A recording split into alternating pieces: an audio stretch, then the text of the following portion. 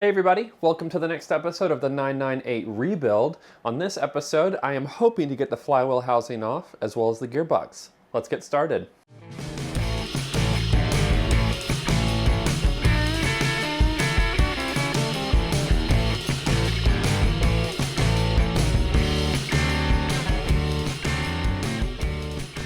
Alrighty, so on today's episode, like I said, I'd really like to get the flywheel housing off of this engine, and I'd also really like to get the gearbox off. We shall see what I can get done in one episode, but I'm really excited. I just finished retrofitting my engine stand, my bracket adapter for the front of the block. I am going to show you guys that here shortly. That is now available for sale on the merch store. So if you're looking to rebuild your A-Series motor, this is pre-A+.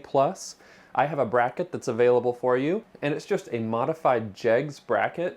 Jegs is a company here in the US, and the bracket's rated to 1,000 pounds, and I kept most of the meat of the actual bracket on there, so I'm pretty confident that that is going to be more than enough to hold up this mini motor, and it mounts in 3 specific places, which I'll show you here shortly. Before we get started, don't forget there is a giveaway going on until December 25th, so if you'd like to win a performance head, check out the link in the description below.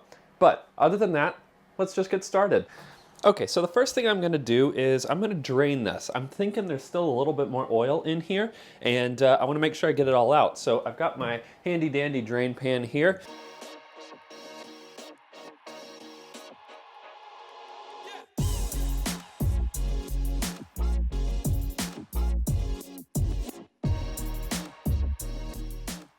Now, just as I suspected, there is still oil in there, and holy moly, it is pitch black. Go ahead and set that right there. All right, so while we wait for that to continue to drain out, let's go ahead and take this flywheel housing off. And it's pretty easy. Let me move the camera over here. Now, getting this flywheel housing off is not too difficult. The hardest part was definitely the flywheel and getting that off. Primarily, it's just bolts all the way around the housing, but something funny I am seeing here is that the rear main seal that was installed here was installed backwards. So that's kind of funny. So I guess that's been replaced at some point. And then this is your main gear that's connected right to your crankshaft. This is your crankshaft. And what we need to do is basically unbolt this, and then this whole housing, with a little bit of effort, should come right off, no problem.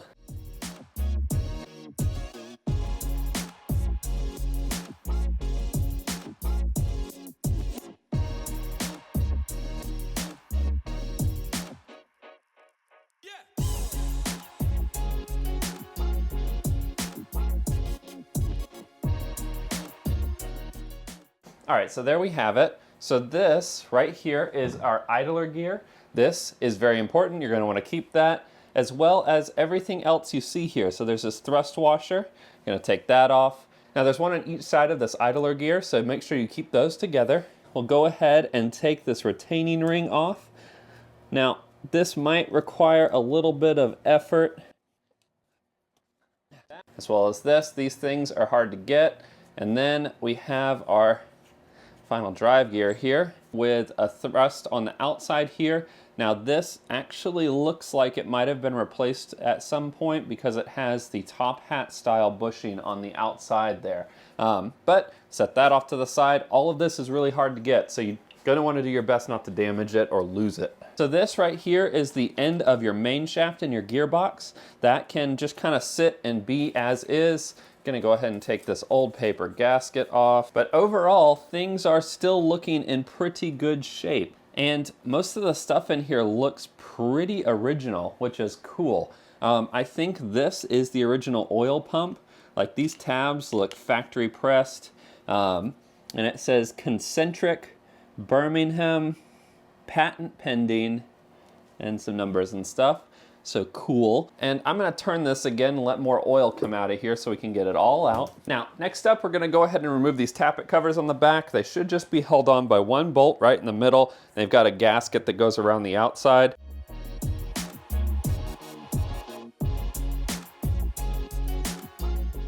All right, and now from here, we have a good look at our lifters, which you should be able to pull out now. I'm going to go ahead and pull these out. And they are pretty pitted. These are definitely going to have to get replaced. Most likely in this job, I am going to replace these with the cold cold rolled steel or whatever it's called that 7 Mini Parts sells. They're really strong ones, just because no reason not to put high quality parts in here. There we go. So all of these are going to get set off to the side. Ordinarily, if they were in good shape, you could, I guess, kind of put them back where they came out. I'm not a big fan of that. Okay, so the next thing that we're going to do is go ahead and take off the rest of this timing cover here. Should be pretty easy. It's just one more plate. So I'm going to rotate the motor, keep this drip pan down below. Hopefully we'll catch as much oil as we can.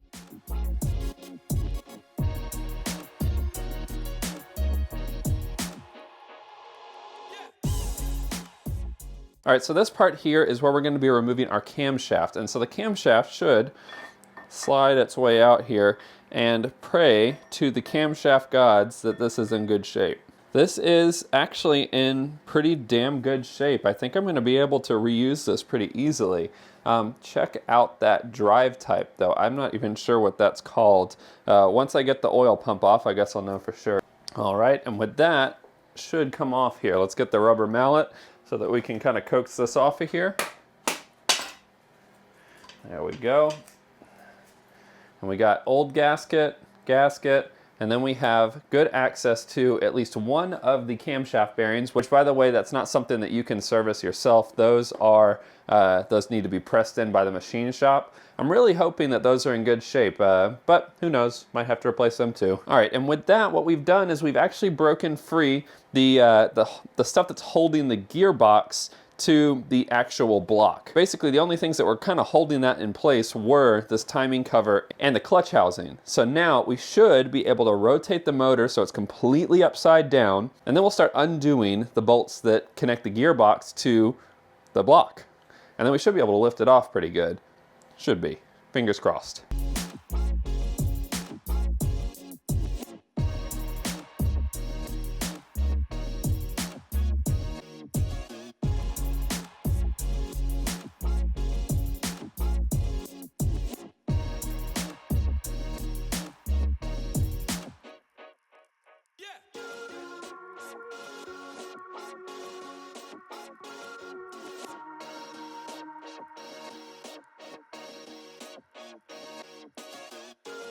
Alrighty, and there we have it, a separated gearbox from the block, and whew, that's heavy.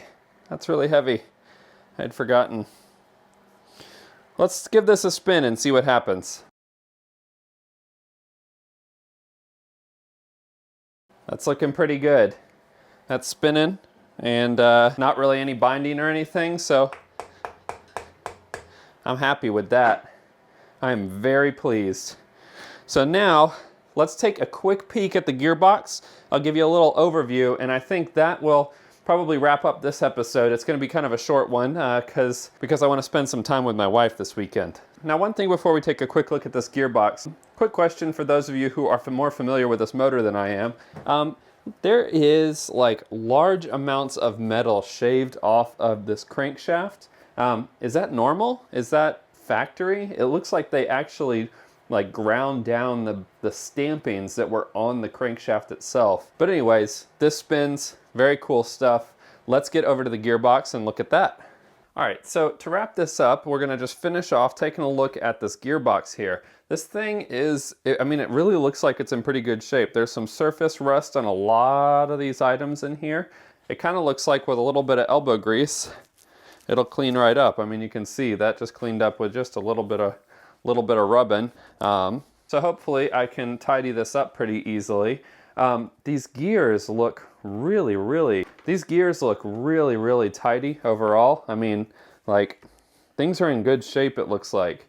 Looks like it's currently in gear. I don't know if I can actually get it out of gear. I'll show you guys kind of how I know that when we get into the rod change box that's right over here. But you can see this is a remote box because this right here, this beam exists. This doesn't exist in the rod change gearboxes. There's a big selector fork down here, but otherwise this is in really great shape. I'm quite tickled about this. Even the roller bearing that's on the outside of the main shaft here is in good shape. So I think probably the only thing I'll replace out of here is this pickup. I'll definitely include this when I sell the motor to whoever gets it, but I think I'll put a center pickup in here just because, like, I don't know, having a gearbox apart, it just feels silly not to put a center pickup in them. They're just so much better than the side pickup.